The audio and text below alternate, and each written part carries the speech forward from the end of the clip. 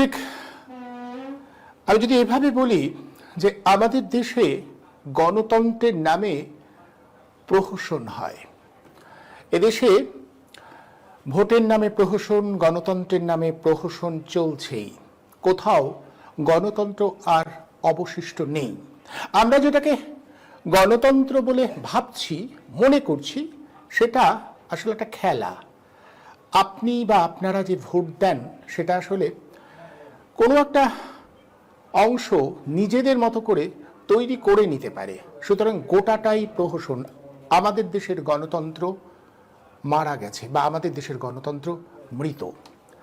আপনাদের যদি আমি জিজ্ঞাসা করি এই কথাগুলো কে বলেছে বা কে বলতে পারে, নিশ্চয়ই আপনারা যারা একটু রাজনীতি সচেতন মানুষজন তারা বলবেন নিশ্চয়ই এটা মাওবাদীদের কথা, কিংবা রাষ্ট্রবিরোধী যে সশস্ত্র সংগঠন যারা মনে করে আমাদের ব্যবস্থাপনা পুরোটাই গণতন্ত্রের নামে একটা প্রহসন হচ্ছে, তাদের বক্তব্য। আসলে না, একদম নয়। ঠিক এই কথাগুলোই, আমি যে কথাগুলো বললাম সেই কথাগুলোই বলেছেন এদেশের সংসদের যিনি বিরোধী দল নেতা বলে স্বীকৃত সেই রাহুল গান্ধী।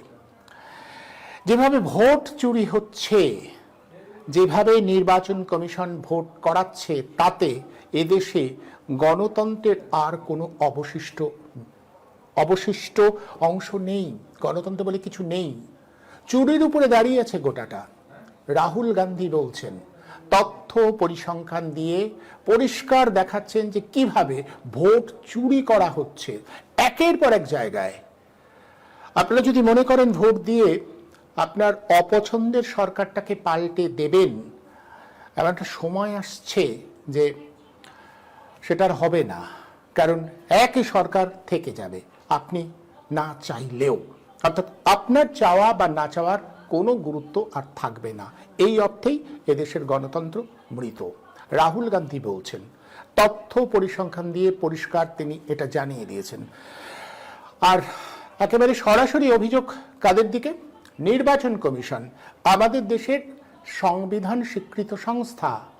যে সাংবিধানিক সংস্থাগুলো একের পর এক নষ্ট হয়ে যাচ্ছে বলে আমরা আশঙ্কা প্রকাশ করছিলাম, তারই একটা অংশ কতটা নষ্ট হয়েছে একেবারে রাহুল গান্ধী পরিসংখ্যান তথ্য দিয়ে সেটা দেখিয়েছেন গতকাল।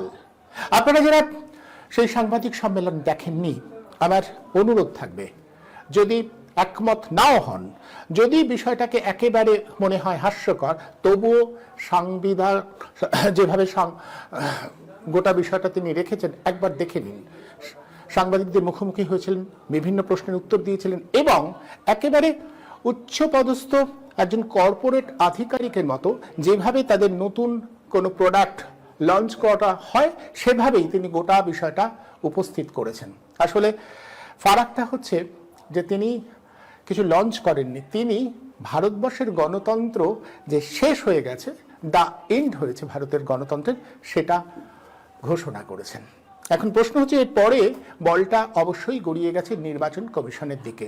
নির্বাচন কমিশন এত বড় একটা অভিযোগ, তারপরেও সাংবাদিকদের মুখোমুখি এখনো হয়নি। যদিও হুমকি দিচ্ছেন, রাহুল গান্ধীকে ইতিমধ্যেই টুইট করে হুমকি দেওয়া হয়েছে যে যে অভিযোগগুলো তিনি করেছেন সেই অভিযোগ তিনি যদি সত্যি বলে প্রমাণ না করতে পারেন তাহলে তাকে ঘোষণাপত্র দিয়ে জানাতে হবে তার বিরুদ্ধে কেন শাস্তিমূলক ব্যবস্থা নেওয়া হবে না। এখন প্রশ্ন হচ্ছে নির্বাচন কমিশন নিজে কেন এই ধরনের ঘোষণাপত্র দেবে না? এত বড় অভিযোগের পরে যে নামগুলো দেখানো হচ্ছে, যে ছবিগুলো দেখানো হচ্ছে, যে ভুয়ো ঠিকানা দেখানো হচ্ছে, সেগুলো যে আসলে সঠিক, রাহুল গান্ধীর দাবি যে ঠিক নয়, সেটা কেন তারা বলছেন না? আমাদের প্রশ্ন থাকবে। আমরা গোটা বিষয়টা দেখাবো। রাহুল গান্ধীর এই প্রেস কনফারেন্সটা আজ এই অনুষ্ঠানে আমি বারবার দেখাবো আপনাদের। দেখবেন যে কি রকম গণতান্ত্রিক ব্যবস্থার মধ্যে আমরা রয়েছি, গণতন্ত্রটা কিভাবে নড়বড়ে হয়ে যাচ্ছে। ওই যে বলছিলাম, আমরা যারা মনে করি এখনো গণতন্ত্র আছে, এখনো ইচ্ছা করলে সরকারটা পাল্টে দিতে পারবো, তাদের নতুন করে ভাবতে হবে। ভাবাটা খুব জরুরি। আজকের আমার এই অনুষ্ঠানটা আমি মনে করি খুব জরুরি এবং সবার দেখা উচিত। ভারতবর্ষের গণতন্ত্রের প্রতি যাদের শ্রদ্ধা আছে, যারা মনে করেন আমাদের গণতান্ত্রিক ব্যবস্থাপনা টিকে থাকা দরকার, তারা আজকের এই অনুষ্ঠানটা দেখুন, এবং যারা যারা দেখবেন আমার অনুরোধ থাকবে তারা এই অনুষ্ঠানটা বিভিন্ন জায়গায় ছড়িয়ে দিন, খুব দরকারি। তথাকথিত মূলধারার মিডিয়া এটা খুব গুরুত্বপূর্ণ বলে একেবারে অস্বীকার করতে পারেনি, কিন্তু আবার এইরকম একটা ঘটনার পরেও আজ গোটা দেশে সেভাবে আলোড়ন পড়েনি, কেউ গোটা বিষয়টাকে খুব বেশিভাবে হাইলাইট করছে না। কারণ ওই যে বললাম, মিডিয়া আদপে গদি মিডিয়া বলে বারবার এই বিষয়টাকে চেপে দেওয়ার চেষ্টা করা হচ্ছে। যদি এটাকে চেপে দেওয়ার চেষ্টা করা হয়, আবারও বলছি, আমাদের গণতন্ত্রই চাপে পড়ে যাবে। আসুন গোটা বিষয়টা আলোচনা করবো, এবং আমি দেখাবো রাহুল গান্ধী কি কি অভিযোগ তুলেছেন। আলোচনার জন্য যাদের আমন্ত্রণ জানিয়েছি, প্রথমে তাদের সঙ্গে পরিচয় করিয়ে দিই।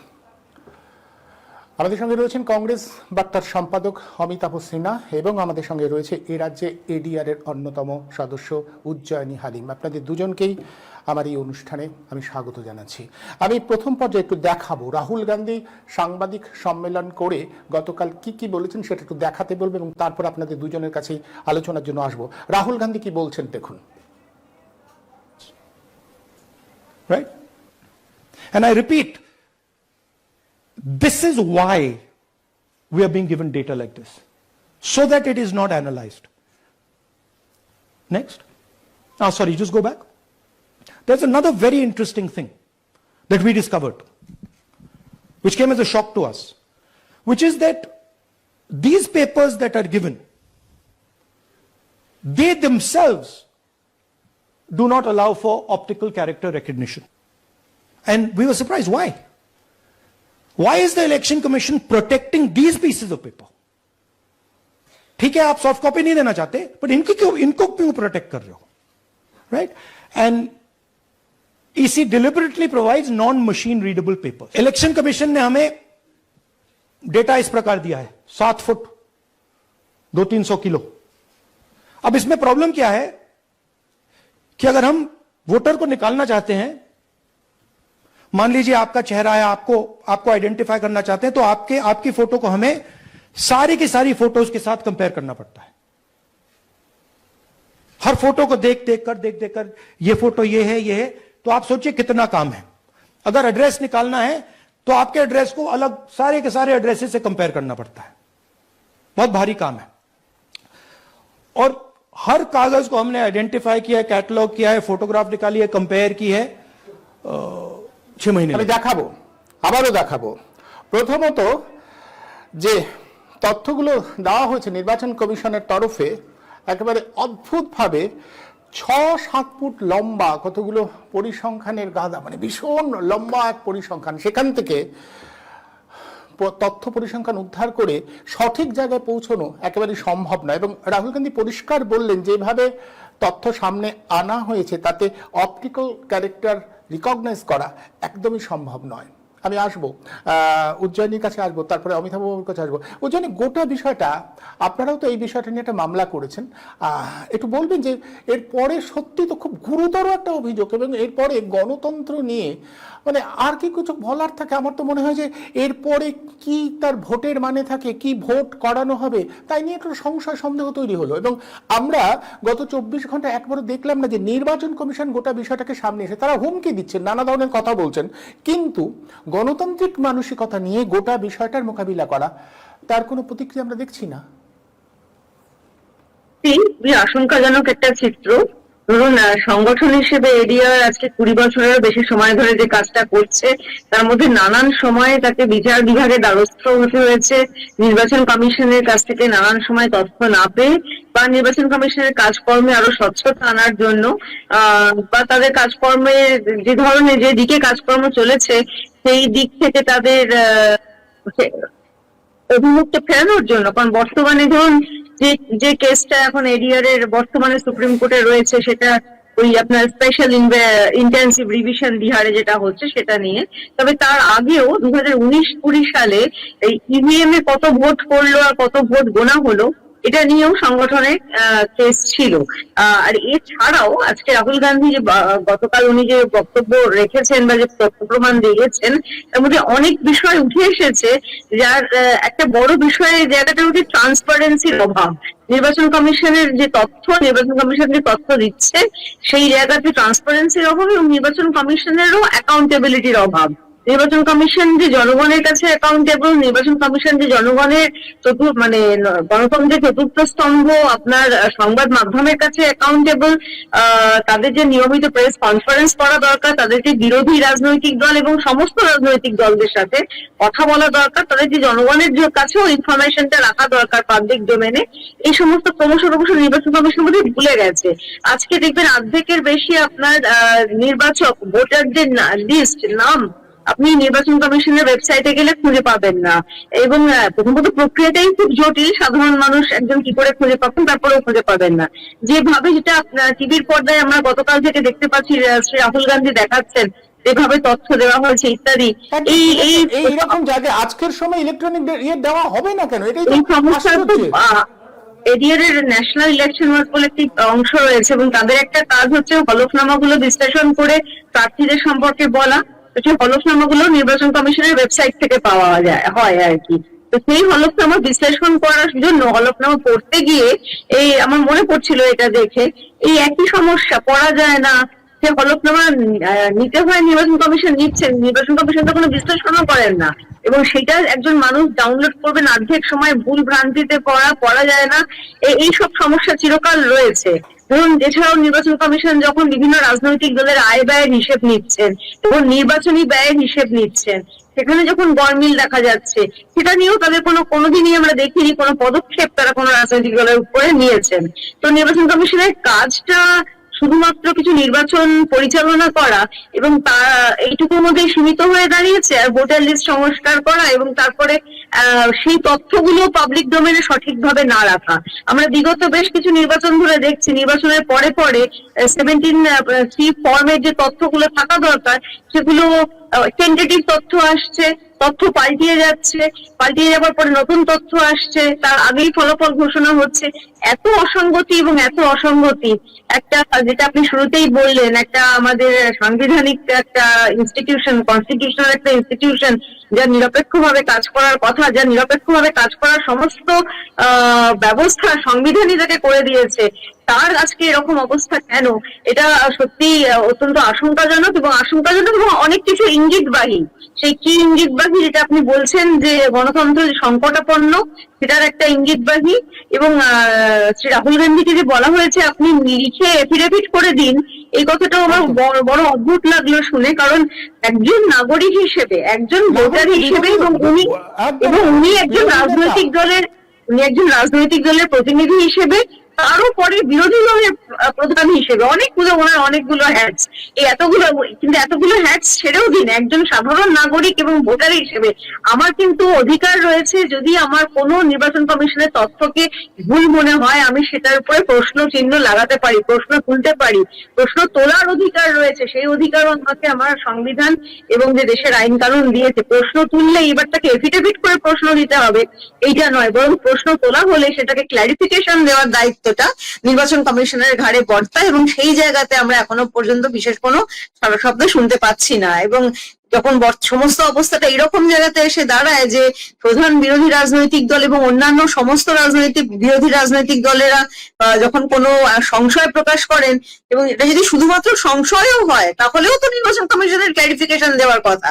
নির্বাচন কমিশন মুখে কুলু পেটে বসে থাকেন এবং সংবাদ মাধ্যম সেটা দেখায় না, নাগরিক সমাজের একটা বড় অংশ হয়তো মুখ ফিরিয়ে থাকেন। তো সামগ্রিকভাবে আমরা আমাদের গণতন্ত্রের কোন স্তম্ভের দিকে তাকাবো? একমাত্র বিচার বিভাগ ছাড়া আজকে কোন স্তম্ভের দিকে তাকানো? কিছুটা আশ্বস্ত বোধ করবো, জানি না, যা আরো এটা আলোচনার বিষয়, এবং এদিকে আমাদের সত্যি এটা আশঙ্কাজনক, এটা নিয়ে অনেক চর্চার প্রয়োজন। বাবুর কাছে আসি। অমিতাভ বাবু, এই যে তথ্য পরিসংখ্যানটা সামনে এলো, একটা অস্ত্র আপনাদের হাতে, কিন্তু আবার কংগ্রেস কর্মী, গোটা দেশ জুড়ে কংগ্রেস কর্মীর সমর্থক জন্য এটা হতাশারও, যে তারা লড়াই করবেন কিন্তু জিততে পারবেন না। এই বার্তাটা তো দিয়ে দেওয়া হলো যে অবস্থাটা কিন্তু এরকম যে পাল্টাবে না, জিতবে বিরোধী দলই। এটা তো অনেক কর্মীকে হতাশা করে দেবে। আপনারা কিভাবে এটাকে সামনে রাখবেন এবং নতুন ভাবে উজ্জীবিত করবেন? আমি বলছি যে এরপরে ভোটে দাঁড়ানোরও তো কোনো মানে থাকে না। এরকম সিদ্ধান্ত কি হতে পারে যে এটা না পাঠালে নির্বাচন কমিশন যদি এইরকম আচরণ করে যেতে থাকে, তাহলে বিরোধী রাজনৈতিক দলগুলো ভোট বয়কট করবে, ভোটে আর অংশই নেবে না? তাহলে অন্তত একটা বার্তা দেওয়া যায়। দেখুন, এই যে ব্যাপারটা, এই যে ভয়ানক ব্যাপারটা যে আজকে সারফেসে এলো, সেটা কিন্তু খুব বড় ব্যাপার। আমার মনে পড়ে যাচ্ছে, আমি তখন ছাত্র, 1987 সালে পশ্চিমবাংলায়, 86 সালে বিশেষ করে রাজীব গান্ধী সারা বাংলায় গ্রামে গঞ্জে গেলেন। আপনাদের মনে থাকতে পারে যে সেই সময় বহু গ্রামে গিয়ে সাধারণ মানুষের সাথে তিনি আলাপচারিতা করেছেন, জিজ্ঞেস করেছেন কেমন আছেন, কি অসুবিধা ইত্যাদি। আমার সৌভাগ্য, সেই সময় আমি রাজীব গান্ধীর সাথে বেশিরভাগ জেলাতে তার পাশে ছিলাম, আমি তখন ছাত্র নেতা ছিলাম। তো এবং প্রত্যেকটা জায়গাতে যে সাধারণ মানুষের যে স্বতঃস্ফূর্ত যে ব্যাপারটা, তাকে এসে বলছে এই সমস্যা, এই ব্যাপার ইত্যাদি ইত্যাদি, সেটা দেখে আমরা একটা ভাবনা চিন্তা আমাদের মধ্যে ছিল। আমার মনে আছে এমনও ঘটেছে, সেই বছরে আরজিকর মেডিকেল কলেজের একটা বড় কোনো অনুষ্ঠান ছিল, হয় 125 বছর বা 150 বছর বা এরকম একটা কিছু। তো তখন সেখানকার একটা ছাত্র, সে মাইক্রোফোনে সামনে বলেছিলেন যে পশ্চিমবাংলায় স্বাস্থ্য ব্যবস্থা কিভাবে ভেঙে পড়েছে। এবং আমার মনে আছে অম্বরীশ মুখার্জি তখন স্বাস্থ্যমন্ত্রী, তিনি তখন স্টেজে রাজীব গান্ধীর পাশে বসেছেন, বসে কোনো কথা বলছেন না, গম্ভীরভাবে তাকিয়ে আছেন। তো তখন সারা বাংলাতে যেভাবে একটা উন্মাদনা দেখেছিলাম, তাতে আমরা মনে করেছিলাম এই বাংলায় বোধহয় কংগ্রেসের এখন ক্ষমতায় আসার অপেক্ষা। কিন্তু আমি অবাক হয়ে দেখলাম 87 নির্বাচনে আমরা পর্যদস্ত হলাম, 41টা না 42টা আসনে আমরা জিততে পারলাম, এবং বহু জায়গাতে 500, 600, 700 ভোটে আমরা হারলাম। তো আমাদের সবাইকারই মন খারাপ যে এই উন্মাদনার পরেও কি করে এই অবস্থা হয়। তারপরে বর্তমানে সাংবাদিক এডিটর বরুণ সেনগুপ্ত একটা বিরাট লেখা লিখলেন, তাতে তিনি একটা তত্ত্ব দিলেন যে সায়েন্টিফিক রিডিং কিভাবে কংগ্রেসি মাইন্ডেড ভোটার যারা, তাদের প্রায় 10%-এর মতন একটা ভোটার লিস্ট থেকে বাদ দেয়া, এবং 10%-এর মতন ভুতুরে ভোটার ঢুকিয়ে, মানে এখানেই শাসক দল 20% এগিয়ে গেল। বাকি থাকলো 80%-এর মধ্যে 15-20% পেলেই বা 25% পেলেই তখন নির্বাচনে জয়লাভ করতে পারে। সমস্যাটা হচ্ছে তখন নির্বাচন কমিশন করেনি। না, বলছি এই অবস্থাটা আমরা দেখে বুঝেছিলাম যে শুধু নির্বাচনে হাওয়া থাকলেই হয় না, এই যে নির্বাচনটাকে কন্ট্রোল করতে হয়, সেটাকে ম্যানেজ করতে হয়। আজকে যেটা দেখলাম সেটা কিন্তু আরো ভয়ানক, আরো আমাদের বিভীষিকাময় একটা ঘটনা, যেটা আমাদের ভারতবর্ষের গণতন্ত্রে এই 75 বছর ধরে যে মহাত্মা গান্ধী, নেহেরু, এরা সবাই যে গণতন্ত্র, আম্বেদকর গণতন্ত্র প্রতিষ্ঠার কথা ভেবেছিলেন, সেই গণতন্ত্র প্রতিষ্ঠারকে ভেঙে চুরে একাকার করে দিচ্ছে। আপনাদের মনে আছে 2019 সালে লোকসভা নির্বাচনে অশোক লাভাসা বলে একজন নির্বাচন কমিশনার ছিলেন, তিনি প্রধান ছিলেন না, 3 জনের মধ্যে একজন ছিলেন। সেই সময় অমিত শাহ এবং মোদী এরা বারবার নির্বাচনী আচরণবিধি ভঙ্গ করেছে, প্রত্যেকটা জায়গায় গিয়ে সাম্প্রদায়িক উস্কানি দিচ্ছে। তাদের বিরুদ্ধে যখনই কোনো কিছু প্রতিবাদ করা হচ্ছে, অভিযোগপত্র দেওয়া হয়েছে, 3 জনে বসে 2-1-এ হারিয়ে দিচ্ছে এবং তাদের কথা মানা হচ্ছে না, এবং একটাও তাদের কাছে শোকজ লেটার যায়নি। শেষকালে অশোক লাভারা নির্বাচনের পরে নির্বাচন কমিশনার থেকে ছেড়ে চলে গেছেন, বলেছিলেন যে আমি এখানে আর কাজ করতে পারবো না। ভারতবর্ষের বুকে বর্তমানে নির্বাচন কমিশন হয়ে গেছে খাঁচার তোতা। এই খাঁচাটা কন্ট্রোল করছে পুরোটাই অমিত শাহ এবং মোদী।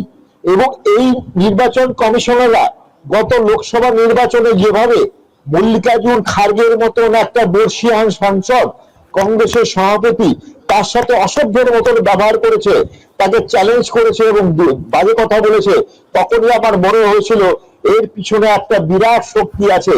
তাদের ভরসাটা মোদী এমন ভাবে দিয়েছে, তুমি যা খুশি করতে পারো, আমরা তোমাকে পাশে থাকবো। আজকে এই যে রাহুল গান্ধী এই একটা ডাকাতির কথা তুলে ধরেছেন, যে একটা লোকসভাতে 7টা বিধানসভা কেন্দ্র, তার মধ্যে একটা বেছে নিয়েছেন বেঙ্গালুরু সেন্ট্রালের মধ্যে, মহাদেবপুরা বলে একটা কেন্দ্র, একদম। যেখানে মাত্র 32,000 ভোটে 32,000 মতন ভোটে জিতেছে। বিজেপি জিতেছে। এবং সেখানে সব থেকে মজার ব্যাপার, 7টার মধ্যে 6টা বিধানসভা কেন্দ্রে কংগ্রেস জিতেছে এগিয়ে এবং ছিল, একদম। একটা কেন্দ্রে একটা জায়গায় 1 লাখের বেশি ভোট তারা পেয়েছে, বেশি 1,15,586টা ভোট পেয়েছে কংগ্রেস, আর 2,29,632টা পেয়েছে বিজেপি। মানে 6টাতে হেরে একটাতে ব্যাপকভাবে জিতে সেখানে তারা জয়লাভ করেছে। এবং সব থেকে ব্যাপার যে মজার ব্যাপার যেটা, যে সেই বিধানসভাটা প্রত্যেকটা ভোটার লিস্টের প্রত্যেকটা জায়গা বিশ্লেষণ করতে 6 মাস সময় লেগেছে। এই জায়গায় প্রায় 3.5 লক্ষ 3.5 থেকে 4.5 লক্ষ ভোটার সেইটাকে অ্যানালিসিস করে একটা একটা করে ছবি মিলিয়ে নিয়েছেন, একটা একটা করে ঠিকানা মেলানো হয়েছে, দিয়ে দেখা গেছে যে গুরমিত সিং ডাং বলে একজন, যার বাবার নাম হচ্ছে বাবার নাম রণদীপ সিং, সে তার 4টে জায়গায় নাম রয়েছে ভোটার লিস্টে এবং 4 জায়গাতে ভোট দিয়েছে। তিনি 5খানা প্রধান বিষয় তিনি বলেছেন, সেটা হচ্ছে ডুপ্লিকেট ভোটার, মানে এইখানে প্রায় 12,000 দেখা গেছে এরকম ডুপ্লিকেট ভোটার আছে। তিনি দ্বিতীয় বলেছেন ফেক অ্যান্ড ইনভ্যালিড অ্যাড্রেসেস, দেখা গেছে 40,000-এরও বেশি মিথ্যা ঠিকানা, মিথ্যা ভুল অ্যাড্রেস, সেখানে অ্যাড্রেস নেই, 0 লেখা আছে। তারপর তিনি 3 নম্বর বলেছেন bulk voter in a single address, একটা ঠিকানাতে 80টা 90টা করে ভোটার, একটা মাত্র ঘর 80টা 90টা ভোটার, এরকম প্রায় 10,000 বাড়িতে দেখা গেছে যে এরকম 80টা 90টা করে ভোটার রয়েছে। আরেকটা বলছি ইনভ্যালিড ফটো, 4,000-এর বেশি যেখানে কোনো ফটো নেই, এবং 33,000-এরও বেশি যারা 6 নম্বর ফর্ম, মানে ভোটার লিস্টে নাম তোলার যে ফর্মটা, সেটাকে মিস ইউজ করেছে। কিরকম? 70 বছর, 80 বছর, 90 বছরের মহিলা বা পুরুষের নতুন ভোটার লিস্টে নাম হয়েছে। আমার মনে আছে আমি বিধাননগরে একসময় কংগ্রেসের সভাপতি ছিলাম, আমাদের এসডিও ওসি ইলেকশন ইত্যাদি নিয়মিত আমাদের অ্যাটেন্ড করতে হতো সেই সব সভাতে, এবং তখনই আমি জিজ্ঞেস করেছিলাম আমার 40 বছর 42 বছরের যে যাদের ভোটার লিস্টে নাম নেই তাদের কি করব, বলেছিলেন যে হবে না। তার কারণটা কি? একজন 18 বছরের ভোটার লিস্টে নাম তোলে, আমাদের এনুমারেটররা প্রত্যেকটা বাড়িতে বাড়িতে গিয়ে নাম তোলে। আজকে যার 18 বছর, 20 বছর, 25 বছর, 30 বছরের বয়সেও নাম তোলেনি, তার 40, 50 বা 55, 60 বছরে গিয়ে হঠাৎ করে ভোটার লিস্টে নাম উঠবে কি করে? তার মানে আমরা ধরে নেব এরা অনুপ্রবেশ করেছে বা এরা অন্য জায়গা থেকে এসেছে, যাদের ভোটার তারা কোন ভোটারই নয়। আজকে দেখা গেছে 80, 90 বছর, 70 বছর এরকম বহুজন ভোটার এখানে কিন্তু হয়েছে। তারা 2-4টে নাম আমি দেখেছি, শকুনি বাণী বলে একজন, তার 6,000 এরকম 6টা ফর্ম দিয়েছে। এরকম জিনিস কিন্তু বারবার আমরা রয়েছে। এবং সব থেকে বড় ব্যাপার, আজকে আমাদের কংগ্রেসের পক্ষ থেকে ডিমান্ড করেছি যে আমরা ভোটার লিস্টের ইলেকট্রনিক কপি, যাতে আমরা এখন যে প্রযুক্তি এসেছে সেই প্রযুক্তির মাধ্যমে আমরা ছবি বা নাম মিলিয়ে যাতে সে কত জায়গায় তার ভোটার লিস্টে নাম আছে জানতে পারি। কিন্তু আজকে নির্বাচন কমিশন এটা আমাদের দিচ্ছে না, দিচ্ছে কি প্রিন্টে অথবা একটা পিডিএফ করা, যেখান থেকে আমাদের প্রিন্ট আউট করে বার করতে হচ্ছে। সুতরাং আজকে একটা জায়গায় বিশ্লেষণ করতে 6 মাস লেগেছে। যদি 542টা লোকসভা আসনে 7টা করে বিধানসভা, গুণ করলে প্রায় 3,500 বিধানসভা বিশ্লেষণ করতে হয়, কত বছর লাগবে আপনি ভেবে দেখুন। আজকে এই পরিকল্পনাটা অত্যন্ত সুচারুভাবে নির্বাচন কমিশন করছে এবং ভারতবর্ষের গণতন্ত্রকে শেষ করে দিচ্ছে, এবং সেটার মূল হোতা হচ্ছে অমিত শাহ এবং নরেন্দ্র মোদী। আজকে এর বিরুদ্ধেই আমাদের আসল কথা, আমাদের ভেঙে পড়ার কিছু নেই। আমরা রাহুল গান্ধী যে লড়াইটা আরম্ভ করেছিলেন, অনেকদিন ধরেই করছেন, এই লড়াইটা করার জন্য আমরা কিন্তু আজও তৈরি। আমরা পশ্চিমবাংলায় দুর্বল দল হতে পারি, ভারতবর্ষ আমাদের 100 দেশে এমপি নেই, এটা হতে পারে, কিন্তু আজও কংগ্রেস কর্মীরা প্রত্যেকটা জায়গাতে কংগ্রেস কর্মী আছে এবং ডেডিকেটেড কংগ্রেস কর্মী। আমাদের বহু বছর ক্ষমতায় না থাকলেও আমরা 50 বছর হতে চললো বাংলায়, আমরা কিন্তু ভেঙে পড়িনি। আজ আমরা প্রায় প্রতিদিন, আজকে আমাদের সিবিআই অফিস নিউ টাউনে আছে, আমরা ওখানে বিক্ষোভে গিয়েছিলাম আমাদের ওখানে। সুতরাং আমাদের ভেঙে পড়ার কিছু নেই। আমরা নতুন করে অক্সিজেন নিয়ে রাহুল গান্ধী যে দিশা দেখিয়েছে এবং ভারতবর্ষের আজকে যারা ইন্ডিয়া জোটে থেকেও না থাকছিলেন, মমতা বন্দ্যোপাধ্যায়ের মতন অনেকেই, শরদ পাওয়ারের মতন অনেকেই, তারা কিন্তু গতকালে তার বাড়িতে নৌশো ভোজে গেছিলেন। তিনি যখন বিশ্লেষণ করছিলেন সেখানে ছিলেন।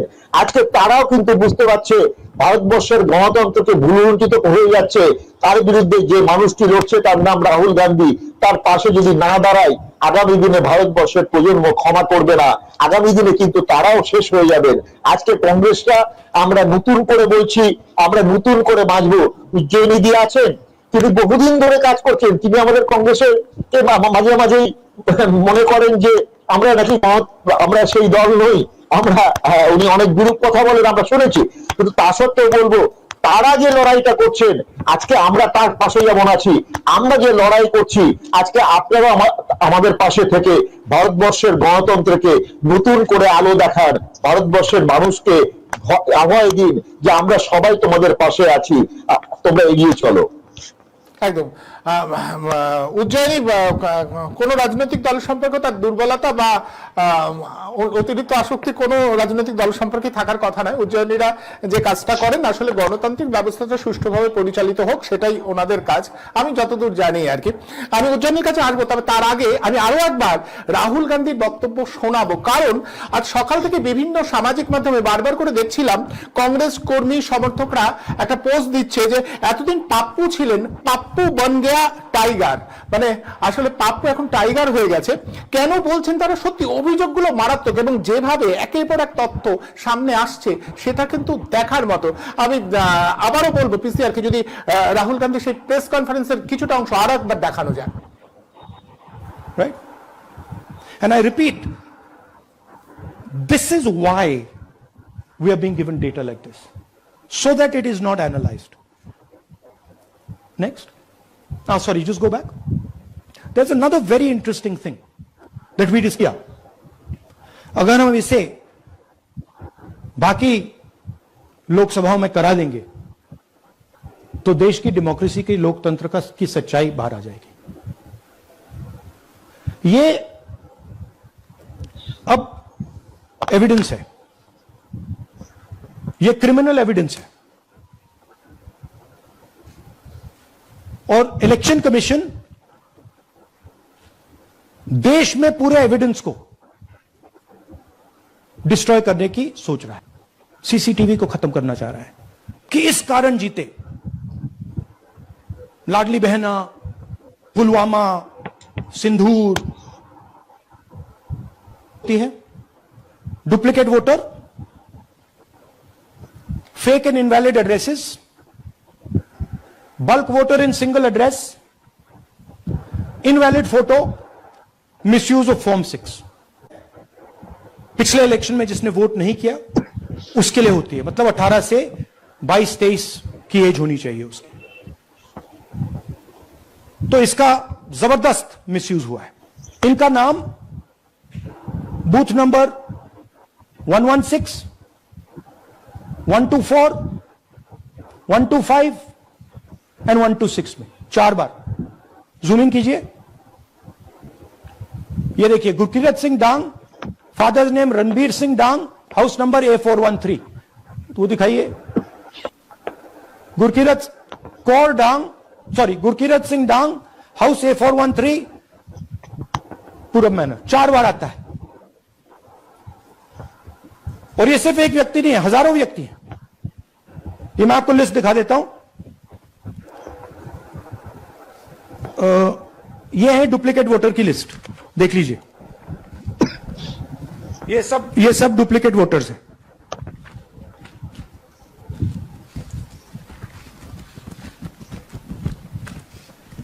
इसके बाद नेक्स्ट, ये देखिए, ये एक और डुप्लीकेट वोटर। नहीं, थोड़ा पीछे ले जाओ, जूम आउट। ये Aditya Srivastava same photo same address. दूसरा नाम दिखाइए, ये है विशाल सिंह, ये कर्नाटक में इनका नाम है, 2 बार कर्नाटक में आता है और 1 बार देखिए ये वाराणसी में साहब वोट कर रहे हैं, वोटर लिस्ट में है। थोड़ा जूम आउट कीजिए।